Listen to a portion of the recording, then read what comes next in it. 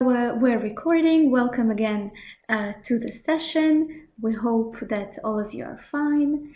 And there were some questions, as this is the second session in our 4 sessions series. And some of you that couldn't attend maybe the last session on on Thursday, I pasted here a Google folder where you can find all the material, the presentation, and the handouts that Richard shared with us. And I would also share with you in a moment a link to the recording. So you could all watch the recording and get all the excellent ideas shared by Richard.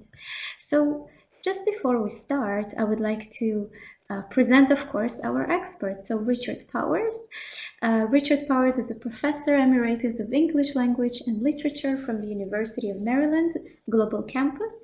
He's an expert in online teaching, trainer in instructional design.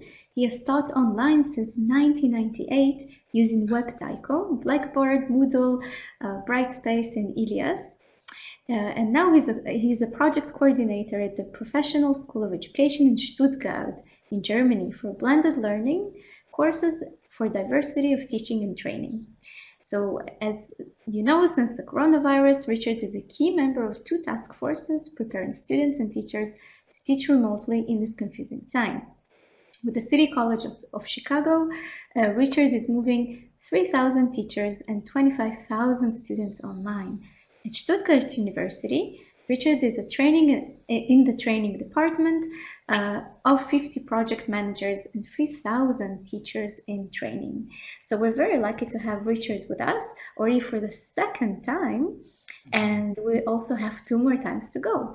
So thank you, Richard. I pass the microphone to you, and welcome everyone on board. Hey, thank you so much, Alex. Again, that was a wonderful introduction. Hello, everybody. Did you miss me? Haha. Well, I kind of missed you too. Last time, some of us were all together on Thursday, and we talked about the situation and went over some of the issues that were facing us. And since Thursday, so much has happened. I don't even feel like a day has gone by. It's gone so fast. Alex told you I'm involved with a couple of task forces, very similar to what you are doing out there with your schools and your systems, trying to get ready to go to remote teaching and figuring out how this will work if your school is closed. And Sylvia and a couple of other people already put in the chat how old the technology is, and that's really hard right now to try to meet the demands of COVID. And the reason I'm starting out with that point today is I spent the whole weekend and most of the morning today working with issues that students have with the technology, and that's been our biggest problem here. So as you think about what we're saying, teachers and faculty have particular issues, but the students and trying to get them on board has been a big challenge. So the resources that we need for that, super important. The other thing I'd like to do is just first of all welcome everybody. And an online seminar, if you haven't had one before, it takes a little bit of concentration. They're fun, but you can really establish a nice sense of community. I see there's 86 of us right now, and what's fascinating is we're from all different countries, all over Europe, and we all have kind of the same goals and challenges and issues. So if we can look at each other as online colleagues and an online learning community and kind of help each other with all the issues that we're facing. We have a wonderful chat here, so please engage. You can think and type faster than I can speak. So as ideas come to you or you want to exchange comments, please do so in the chat, and we can keep that going here too. I saw some interesting quotations about keeping each other motivated.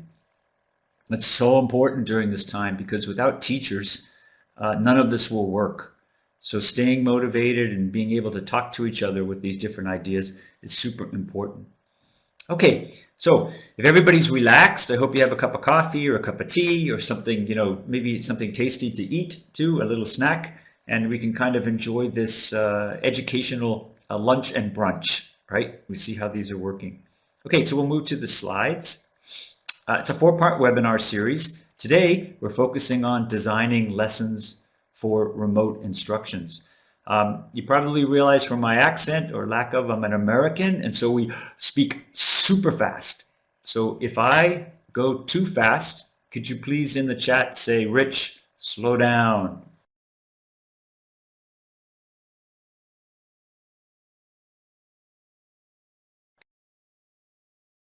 Okay, that would certainly help. Part 2 today, we're going to be talking about designing lessons for remote instructions. And I really like that term, remote instruction, more than online, because online makes it sound so hard and difficult to put an online lesson. As you know, there are lots of 100% online courses, and that's really not what we're trying to build. It's a crisis, it's a contingency time, and the most important thing is that we just keep students learning somehow, whatever way that we can. So I'm using this term remote instructions, remote lessons, rather than trying to build a whole online course. Okay, excellent. All right, so this slide I showed it the first time around too. It's just a nice one for each time. What's happening? The schools are closing, and the big thing for us, the loss of safety, feelings of connectedness, feelings of despair, and the mounting confusion that are out there. And in fact, I think a lot of us probably feel that stress too. And what's interesting about teachers, we want to do things right, and usually we have lots of time to prepare and get them right. And in this situation, we don't. So we have to kind of take the stress of ourselves and the guilt of being perfect to just getting the basics taken care of. And we talked last time a lot, I won't spend a lot of time with it, but it's a good review, is that it's probably more important now to take care of our students' feelings of Sicherheit. You know, it's a German expression for safety or for confidence. Doing that first before we can then move on to the lessons and keeping them going. All right, so let's look at this slide too. It's another repeat, but it's good for people who weren't here. Scared, nervous, these are all these different emotions that are going on out there. Everything from happy that people are working at home to maybe as the days go by, the increased pressure of families at home could present, challenges with stress and tension. So I thought this might be a great little point to do the same poll that we did last time. And if Alex can insert the poll question, how is everybody feeling right now about the situation? Schools, education, and your role today. And soon you will see a poll and everybody can vote. So if you take a minute, and what's interesting is maybe after these are over, we can compare how people's feelings go from the first to the second. So last time I still remember some of the results. Sorry to disturb. Everybody can take there a are some second questions about the links. I will share the links again in the end of the session. With how you're feeling, scared or nervous. Now on today's session. So I'll share everything about the last session in the end of the session. And please take your time and reply to this poll. And I see that already we have many replies. Most of people feel cautiously optimistic, which is excellent. And please continue to vote.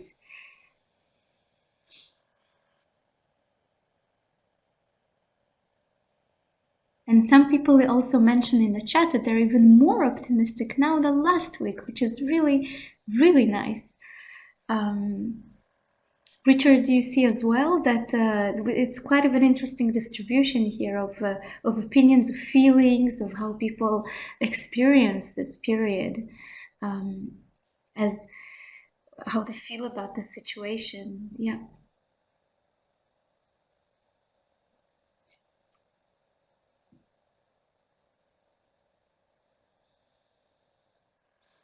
It's amazing. I know. Yeah.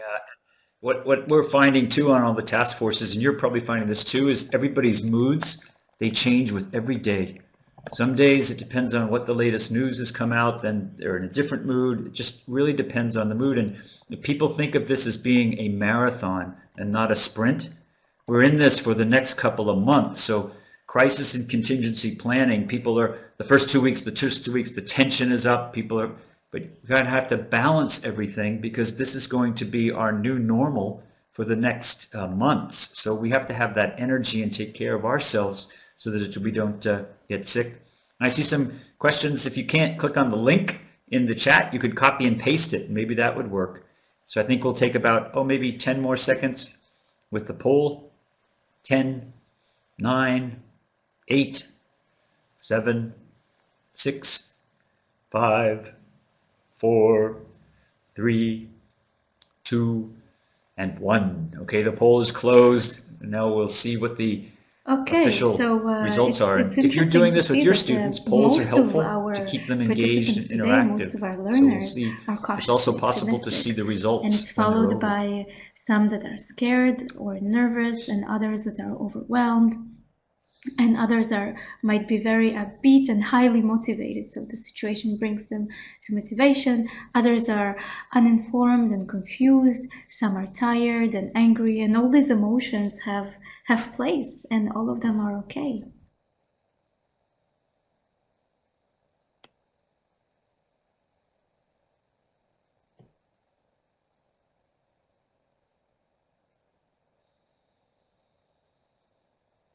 Yeah, I mean, Alex, you said that perfectly. What's interesting is if you put the cautiously optimistic with the very upbeat, you're talking about 1 out of 2 people on the line feel pretty good. Now, we didn't divide by country and situation because probably it has something to do with the level of technology that you might have out there or how comfortable you are with that. Maybe what's interesting is the overwhelmed and the tired and the scared or nervous. If you put those numbers together, that's a lot there. So part of that, if you're in that category, somehow it's trying to stay informed and keep up with what's going on. And maybe the communication isn't working well from your channels too. But that's great. Okay, so moving on to the next one. Last time we ended our session and we didn't really have time to discuss these questions. So more homework for you, in-class assignment right now, is we have some Padlet questions. How are you affected right now? What's your role in education? Are you an administrator, a teacher?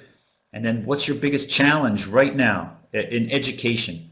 And what are the technology limitations for you and your students? And maybe that's an easy one. You don't have to write full sentences, but just bullet points about we have no technology or little bit or whatever. And this last one is about volunteer efforts. How do we engage the parents and organize for strengths? Because right now, contingency crisis, there's no textbook or what we're supposed to do. It's really going to be whatever you are and wherever you are, looking at the resources and the potential resources to bring strengths for that too. Right? So we get some good comments coming in, keeping in touch with the students, keeping them online, motivating them. That's very important. Here's the Padlet link, right? If you can see that. Click on that, and then people can start adding. You'll see a plus, and then just start typing in. You'll see a plus at the bottom, up the top, COVID-19, and then 4 questions. And don't worry about trying to answer all 4 now. What you could do is you'll probably take, 3 or 4 minutes and find one that appeals to you, a question. And then you can just start typing in your answers to those. And we can publish these results too and keep people interested about what's coming up with the comments, right? Okay. Excellent. All right, so keep typing, put in your responses.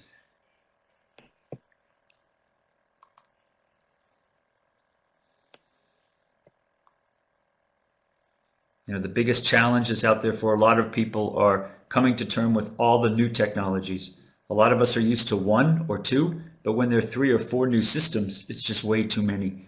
Some people are also looking for online grading books as being new as well. Students, so the important thing is to keep it simple too. What's interesting is so many teachers feel stressed that they have to take everything that they have in the classroom and put it online.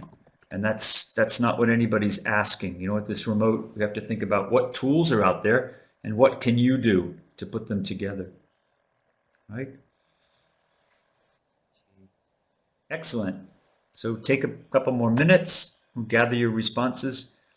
It's interesting to see what people are adding about volunteer efforts, right? How do we engage parents and organize for strengths? Because that's what we're finding on my projects.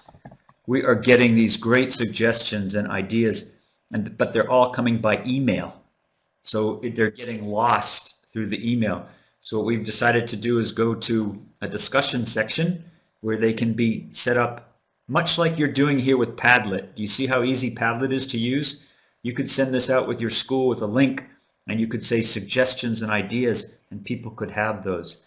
We found in our task forces that when students and teachers, the level between administrators and student and teachers, when this level, there was only communication coming down and no communication coming up, that students and teachers were really frustrated.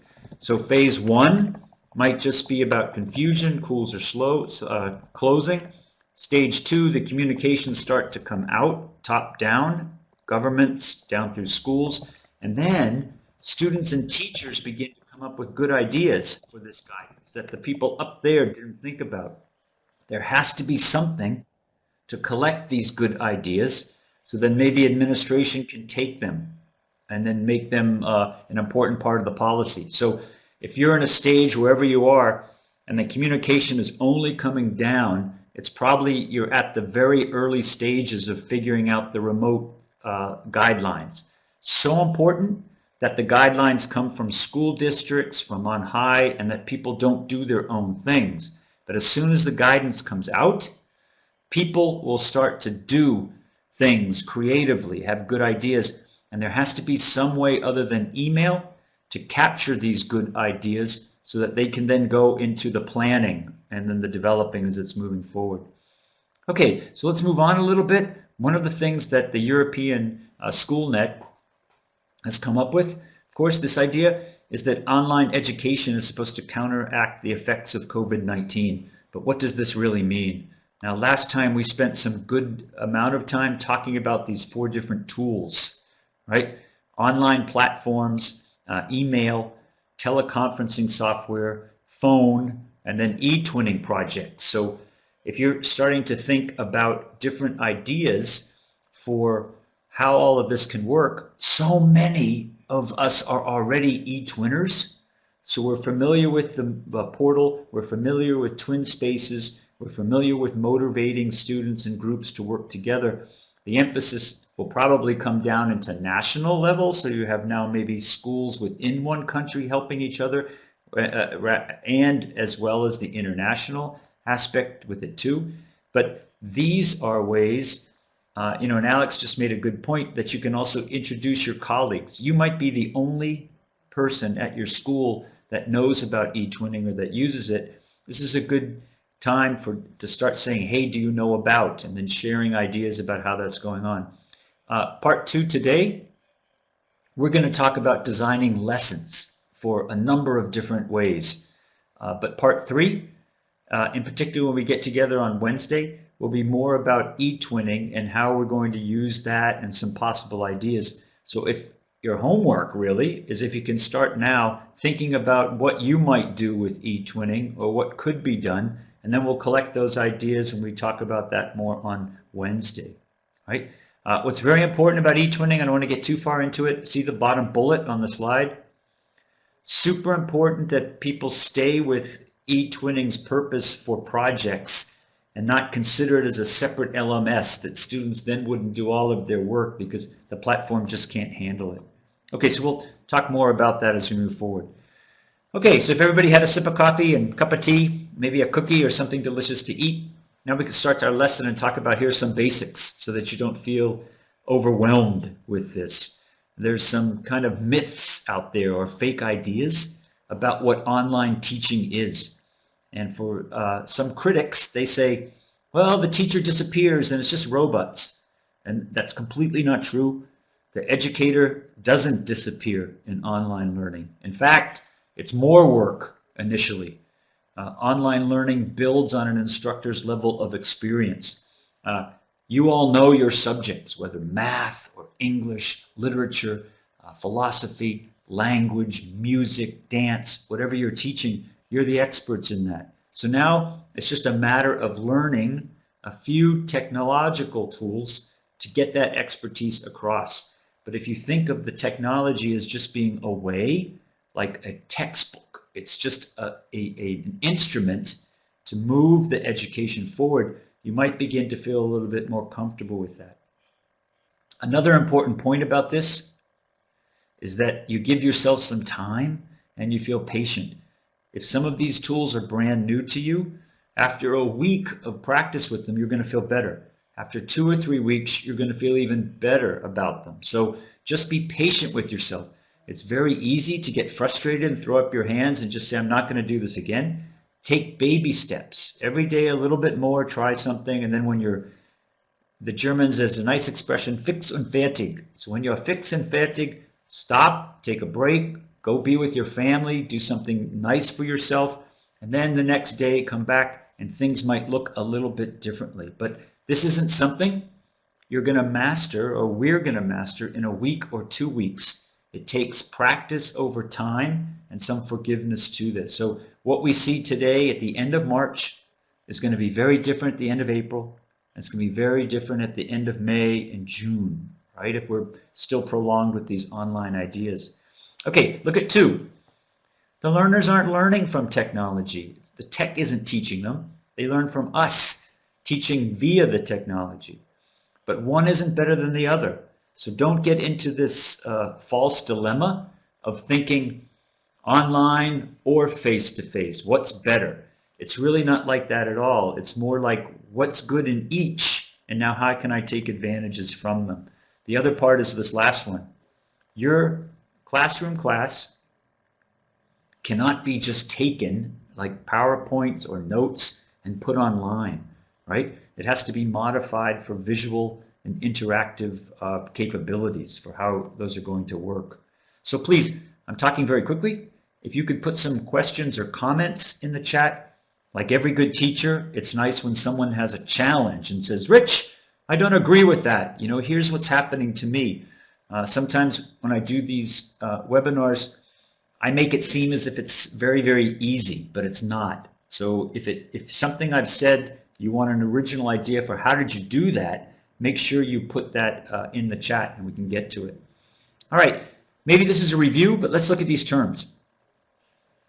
A learning management system, a course management system, a virtual learning environment, and a platform. Okay, I'm sure in different languages that are out there, Turkish, Polish, Greek, French, there might be different terms for these, but in English, they all kind of mean the same thing. It's just a place where a classroom can occur online, right? Now, some of the more expensive ones you can see down at the bottom, this term proprietary term. It means they cost a lot of money. The school district has to buy this from a vendor, from a company. Blackboard, Brightspace, and e-colleges are some of the more expensive ones. If you hear open sourced are free usually. So Ilias, a lot of the universities and organizations use these. Moodle is open sourced and also free. Canvas and Sakai. So if you went to any of these websites, you could get these too. So what would be super neat is if anybody or people start in the chat, if you have access to any of these LMSs, put which one you have access to. At City College of Chicago, we use Brightspace, and at Stuttgart University, we use Ilias. But at the high schools, the Gymnasium, Realschule, and the schools that we go to in Stuttgart, they have Moodle as their LMS or as their platform. Now, this doesn't mean that you have to have one to do a lesson or teach a course, right? But just think about the vocabulary and get the words out there. One very helpful one that we're seeing a lot of action with, for example, my brothers and my colleagues in the States, they've all gone to schools have closed, and all the children from kindergarten to 12th grade are online. And a large number of them have gone to Google Classrooms. Okay, so if we show the next slide. Very easy to find. I think Alex will type in a URL for Google Classrooms, That's excellent. Look, I'm starting to see Smart School Live, Iris, is a great idea. Discord, Zoom classrooms, these are all wonderful. Svetlana's got Google Class and Zoom. Very, very nice, right? Microsoft Teams, Laura, that's also a nice tool. It's SharePoint, works really well. People can access it. They don't have to be in the organization. They can post files. They can chat. It's wonderful. Josefa's got the Google Classroom in there too. It's wonderful. And Alex has put that note in there. If you don't know Google's Classrooms and don't know what else to try or do, last week we talked about Schoolology being a nice one too. So you could try that link, but we're getting some great feedback here. Look at Sarah's typed in. I used Google Classroom for 2 years ago and I loved it. And you can imagine, Sarah, you used it 2 years ago. That's like 20 years in technological terms, right? Every year is like 10 years. The technology changes so much. So Google Classrooms has become even more intuitive and easy. Miryama, that's nice. Shobi, another wonderful site with Zoom together and putting them as well, right? Alexander's got Schoolology up there. What's nice about these, they're all free. If you see what I have up there, I just threw something quickly together. It took me probably 5 minutes to create a classroom. Go to Google Classrooms, and now I pretended that I was a teacher, and my class was English for 5th grade. I can call it what I want, and see right or not, you can post anything. So it says, welcome to class. The times are challenging, but we will continue learning. Happy to see you all here, right? So the messages are upbeat. Up at the top, you can see you get a class code. And once you get that class code, that you could change, but you still have it, send it to the students, and they can register for the course that way, then they access it. Okay, up at the top, you can select the theme, you can upload a photo. Might be kind of fun to have the class, the schoolroom, maybe you have a picture of your old schoolroom, or you're not your old, but the closed, and that the students would be familiar, they feel like they're really going to school with that image in there, right? It could be a picture of them, you know, as well. Okay, you have to check the privacy, what's allowed for posting for pictures, but you can change the theme up there. At the top, there's stream, classwork, people, and grades. So the stream is like the announcements that you could post. The classwork are the assignments, the people who's in the course, and then there's a place for giving them the grades, okay? We're getting, Sylvia, that's a great question. Sylvia asked this wonderful question, and I think it applies to everybody. She says, Rich, do you have any idea if we may use Google Classroom in Baden-Württemberg? This is so important. The districts, doesn't depend just in Germany, but all the schools, they are right now writing guidance for that. So if you're an instructor out there doing stuff on your own, that's good, but check to see the remote requirements that are coming down. I teach at Stuttgart University in Baden-Württemberg, for example, and we waited a long time, and the guidance came out only 2 days ago that we will use Ilias and WebEx. Those are the two that we're supposed to use. So Sylvia, I would ask my rector at the school, has there been a decision yet? And Google, I would keep using it, but here's the thing. Anything that any of us are using with our students before the guidance comes down, be sure you send the privacy statement link to the students or the parents when you tell them this is what we're going to use, all right? Some of you might be out there and you say, well, I'm not getting any guidance. It won't come from the top. I'm going to start. If you start with Google Docs or with Google Classrooms or with Moodle, find the privacy statement for that. It's also on the web. Just search Moodle privacy statement, Google Classroom privacy statement, and then send that along with the link to students and teachers. That way, at least people know what their their privacy and how that's going to be handled while you're still waiting for that good guidance, right? Sylvia, did that make sense? Yeah, your rector has no idea. We face this too. So what the rector should do is then go ask his boss or her boss, right? Everybody's in a hierarchy. Wherever the school district is, they go to Baden-Württemberg, and Baden-Württemberg should go to the Ministerium and then the Landesamt.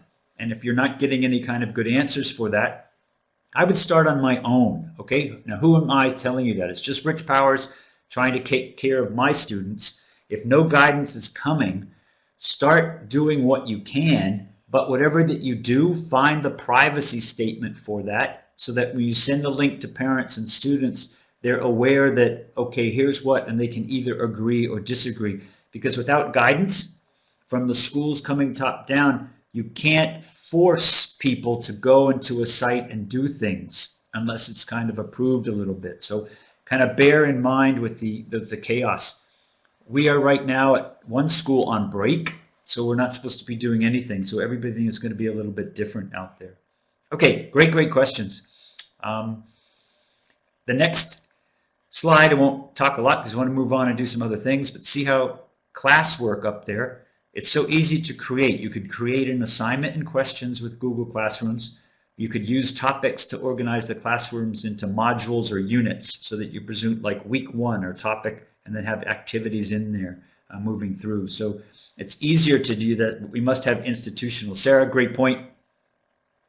Some colleges are saying make sure you're using student email back and forth to make sure that it's a safe environment. What we have to be careful with, especially with children of lower ages, children of all ages, is that only people who have a right to their email get their private email. So by sending a class list around with everybody's email, you're already kind of violating privacy. So you might want to think about, if you're doing that with students now, put everybody in the BCC.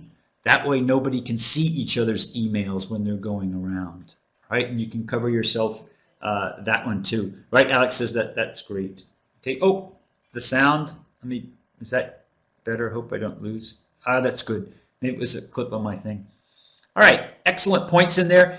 Please continue this conversation in the chat about privacy and tools that you're using and where everybody is with this, because they're excellent questions. All right, so let's talk about lesson design.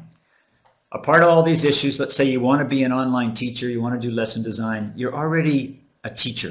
That's a good thing. That means you already are used to designing lessons. It's what you do. You take a lesson and you prepare it.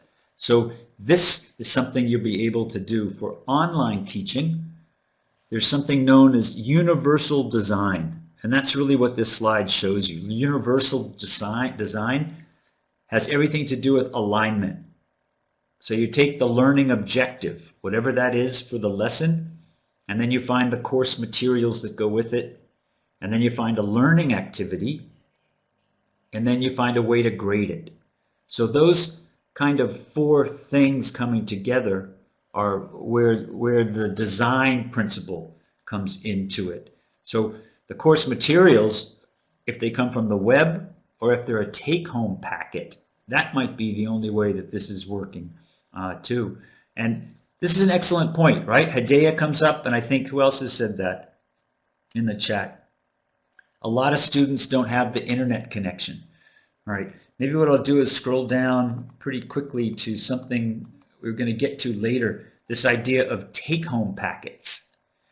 This is what you might end up kind of doing. These take-home packets, they follow the curriculum, they deal with contingency planning, they have the course materials for the student, and then they're kind of prepared, and the student would get those. And even if it has to be sent some kind of way through the mail or whatever, there has to be some idea of how you're going to work with the student to get them through without the internet. It's a super tough challenge. The reason I went right to this one is because it's the challenge we're dealing with now. They have a smartphone, but no internet connection. So how we're going to work with that, super important. Okay, so back to our lesson. Start with the lesson goals and objectives. Take the length of the lesson. Okay, how long should it take a student? What type of lesson is it? Is it an essay or something that they're going to write? And then how many expected learner hours per lesson do you think it would take them to do? Map out the lessons by material and topic, and then figure out a learning activity. What is the best way to help me accomplish what I'm trying to do with this lesson, right? Sarah, great question. Yes, we're going to share all these PowerPoints, with you. They'll be available in a link. All right, so then number 3, map out a lesson or materials. And if you look at the chat, Alex is now putting in one of my favorite sites out there right now. It's the Online Learning Consortium Resources for K through 12 Educators. K through 12 is an American expression maybe for kindergarten, through 12th grade. So they have extensive site sources there. So maybe for homework, for Wednesday, everybody go to that site and then find one activity that you like or that you think you could use from your classes. And then the next link that you're seeing is the COVID-19 resources for everybody. So use that site. I think it's one of the best for educators that are out there right now. And what Alex and I will do is continue at these webinars to put the links out there and put them together. Okay, so back to the lesson design. I think we got that. Determine a way to do the activity and the grading. Now, what are some assignments that work online well? Discussion questions, assign text with a format to present. Maybe your students have the textbook at home. Hope they do, or it's an ebook. You could say, okay, chapter 6, now I have 20 students in it. Chapter 6 has 40 pages, perhaps. Each student presents 2 pages, and then they post it online. So you're not doing the hard work, but the students are then presenting it. And if they have technology, they could record themselves. There are presentations and then post that online. But thinking about ways that now you're not able to do, that could then be done by the students. All right, Zoom. Last time we talked a lot about Zoom. If your school lets you use it, it's very easy to record short lectures on it and then post those for students to see. A lot of the tools we looked at, Google Classrooms, Schoology, Moodle, they have comprehension quizzes. So you can set the quizzes for as many times to be taken as possible so the student doesn't feel as if he or she is missing a lot of questions. There's quotations and support. You could find 5 quotations from a text or a particular area and ask them to interpret them a little bit. One-page reactions are always nice. Essays, these are a little bit more for the advanced in high schools. Paper proposals, team or group projects, math exercises. Last time we looked at myopenmath.com. Complete classrooms totally for free with math exercises in there. Okay, if you Google virtual labs for biology, chemistry, physics, you'll be amazed with open educational resources what you find. Our 4th part will be dealing with the open educational tools, and we'll have a list of these too. Okay, the other thing is if you're using a textbook now, some of your schools have a little bit, are more advanced and you're using a product from a publisher such as Pearson. Many of them have digital products.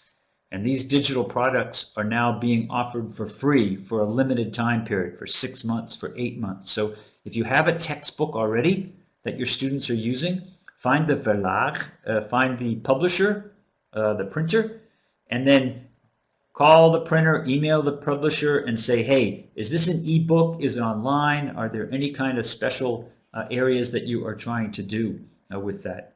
Okay, so find your textbook sites. Here's some tips for activities. They should be short, intense, well-planned, results-oriented, meaningful, involving, easily understood, aligned with your learning objectives, and associated with rubrics. Now, somebody posted in the chat, the activities should be fun, right?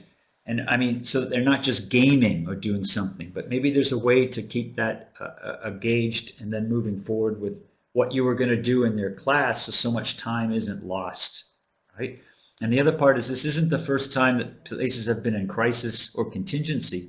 If we think of some of our war-torn countries in the past, Kosovo, Syria, the children that have already gone out of school experiences, those experiences that have been forwarded to the UN and UNESCO are super important now for this peacetime with the virus of keeping classes going and then going on with the school too.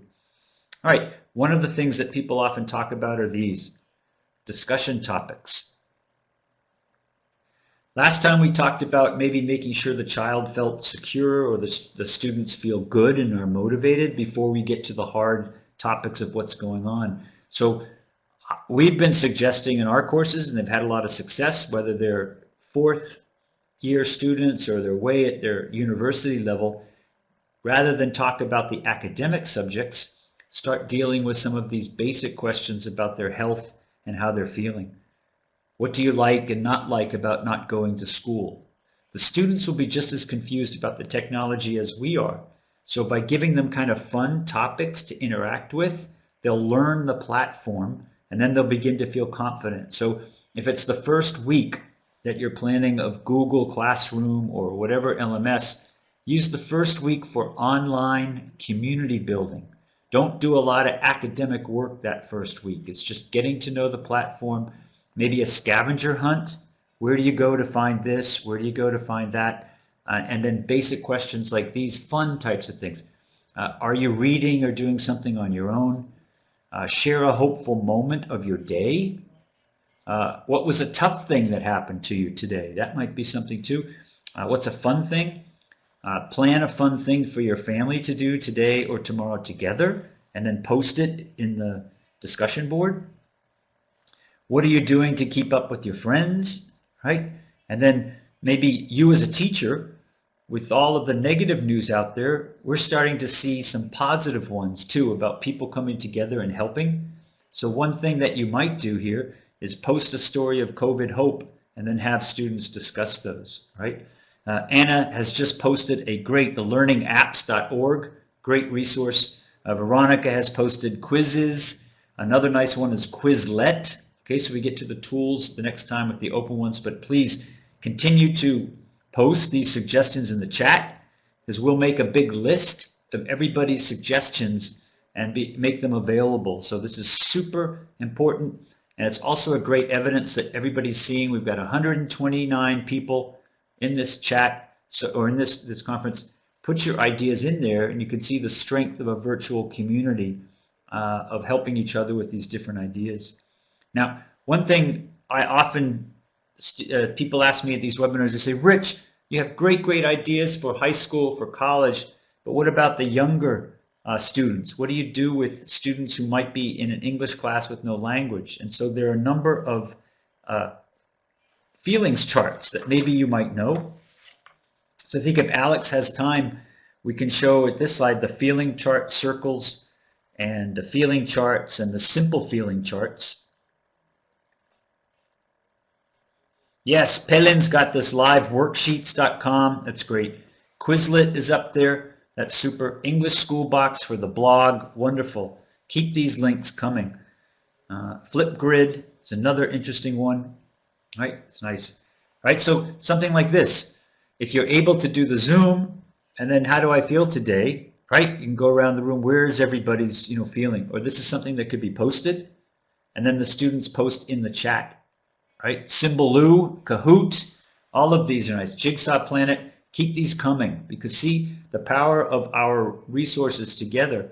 And now we get to the problem with, though we have so many resources, how do you pick which is right for you? So what I'll try to do with all of these links is organize them by discipline too. I know a lot of them, so we'll be able to put them math resources, and then maybe do one for primary schools, secondary schools, and then adults. Right? Okay, another type of chart is a simple feeling chart. Alex will show that one too. Gym Kit, great. Socrative, thank Miriamya, that's great. Kahoot, has seen that. WordMint, Sevda, I don't know that one. WordMint, that's a good one I have to try. Yeah, Anno's posted Padlet, that's a wonderful one. Great suggestions.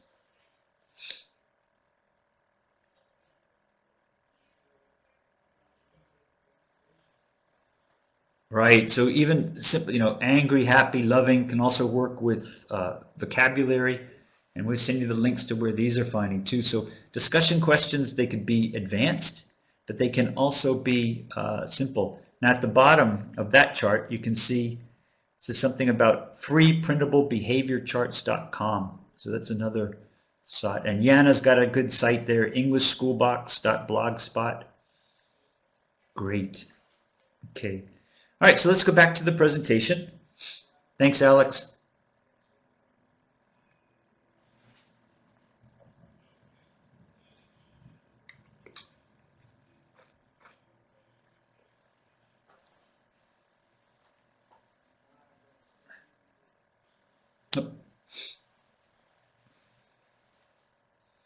Great.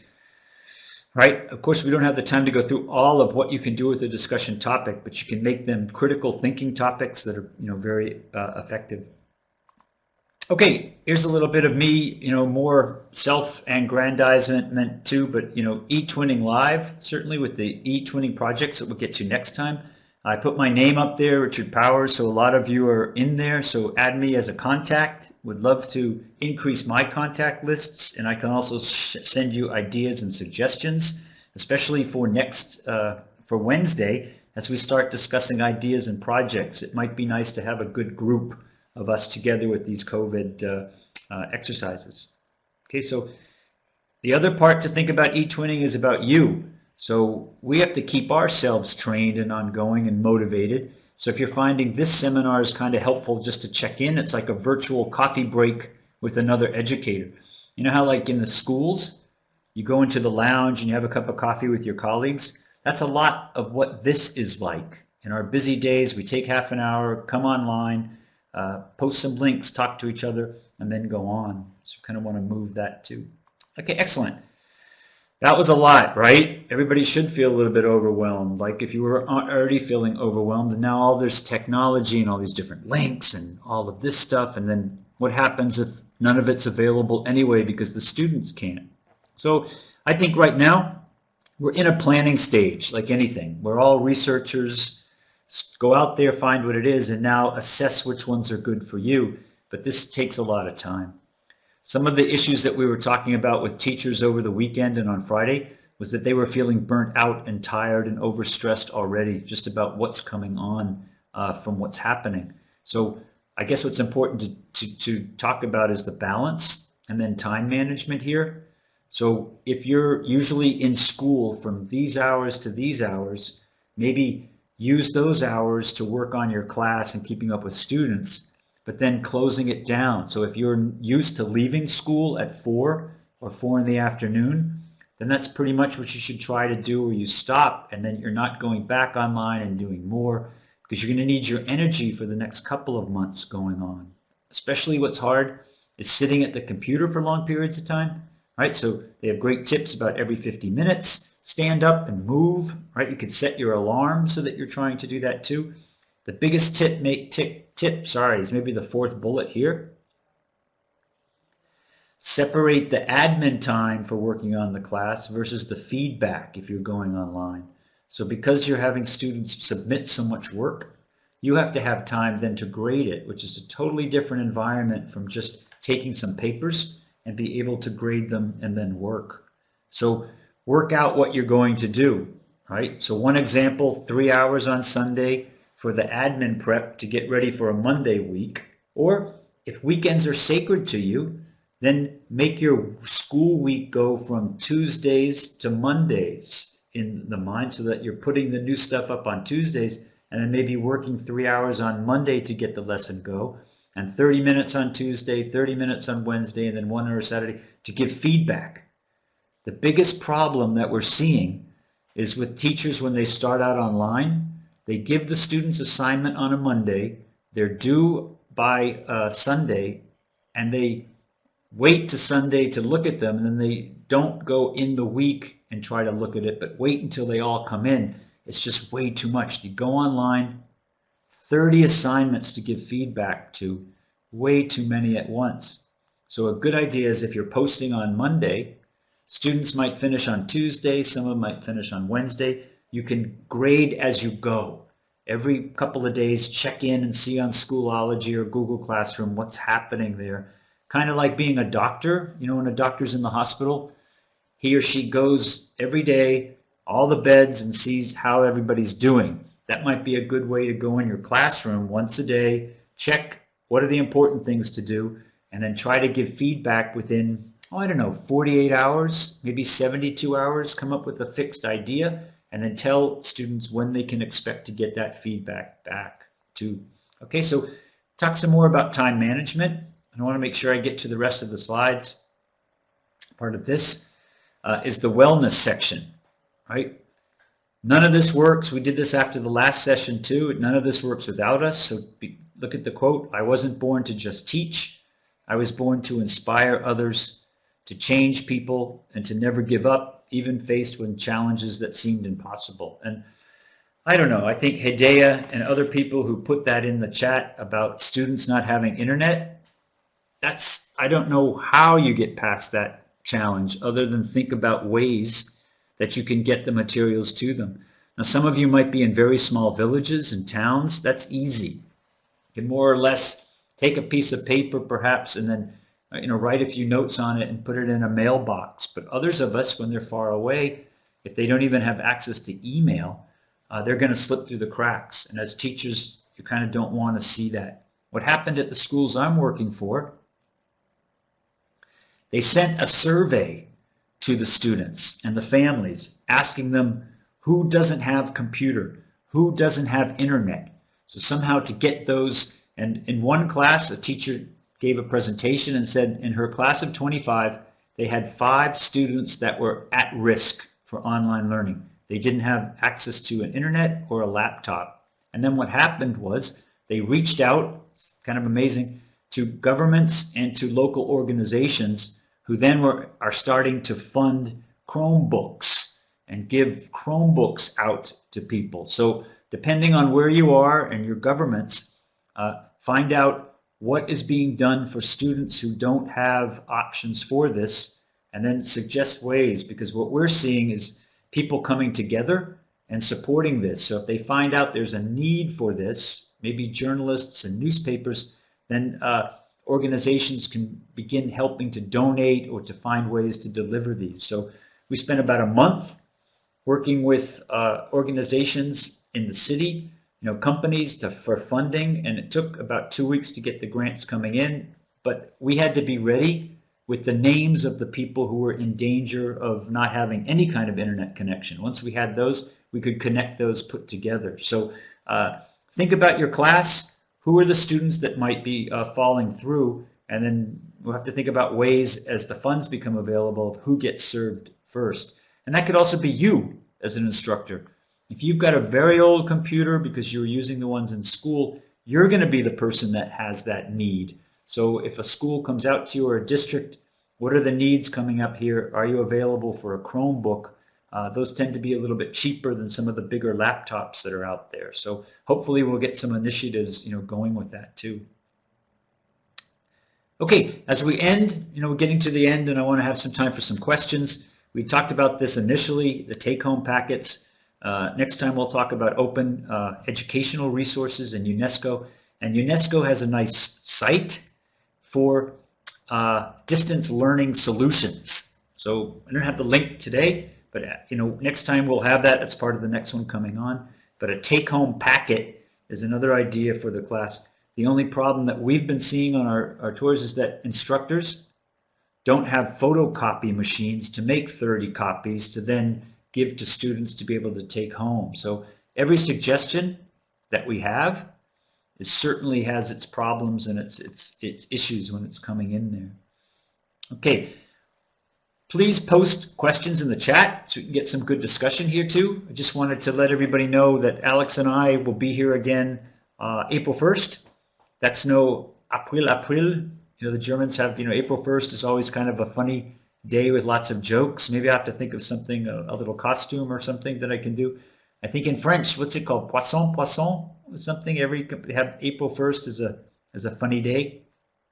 So we're going to meet and talk about this, and then also communication engagement on April 2nd at 5 o'clock. So maybe that's a little bit easier. Tea time. Everybody have a cup of coffee or something to drink.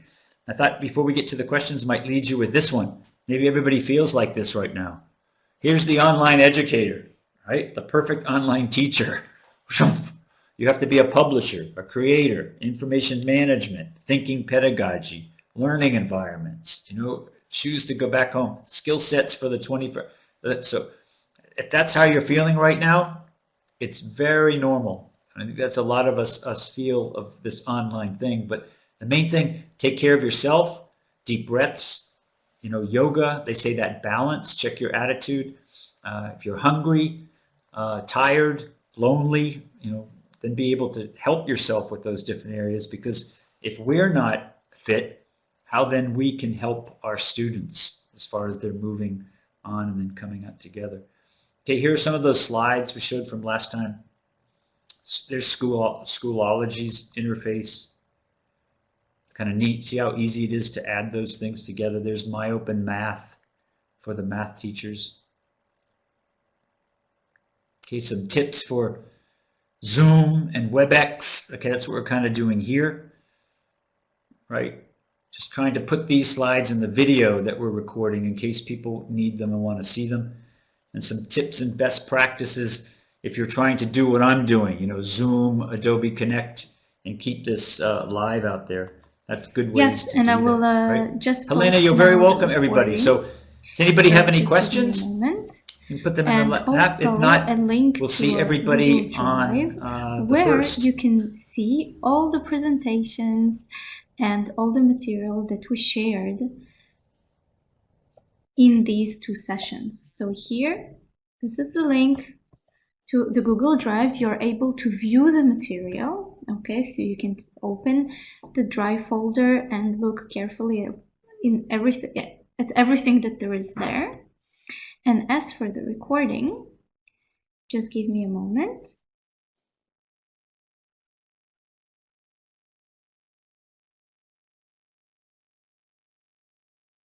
Just a second.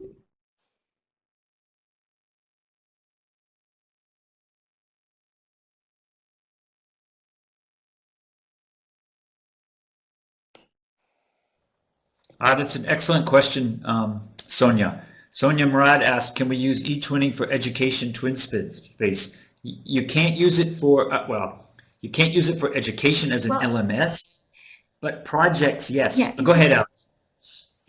Yes, so just to say that indeed, eTwinning is an excellent opportunity for you now to, first of all, continue and learn. You can check the professional development section.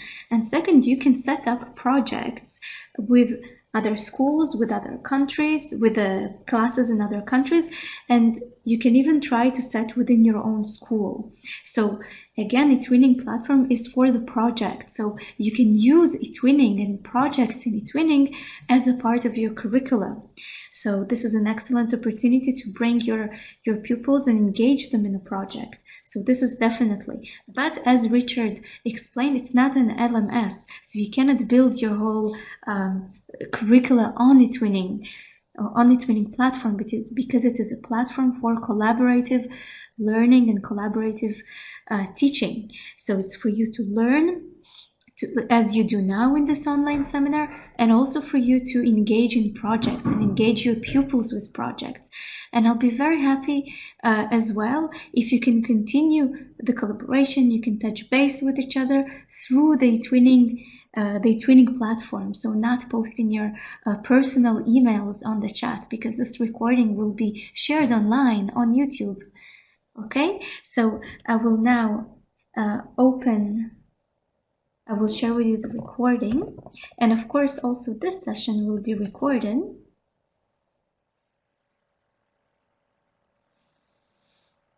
Just a moment.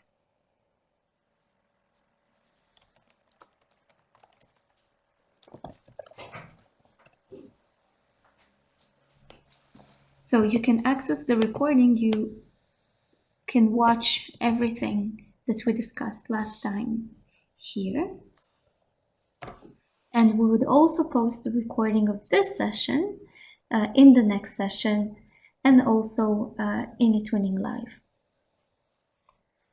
So Richard, I pass the microphone to you. Thanks very much, Alex. I'm just going to go up. We had a great question about when's the next one. So I'm going up to the first slide. And you can see Wednesday it's at 10 in the morning. So it gives everybody time to go jogging or do yoga at home. Something important. Exercise is super important right now. Doing something, even if it's going up and down stairs perhaps in your building, or walking back and forth. I mean, doing something. I mean, some of you, people, maybe if you've been in the army, you can also do, yes, Central European time. Push-ups, 20 or 30 of those, and maybe some sit-ups, something to keep ourselves fit.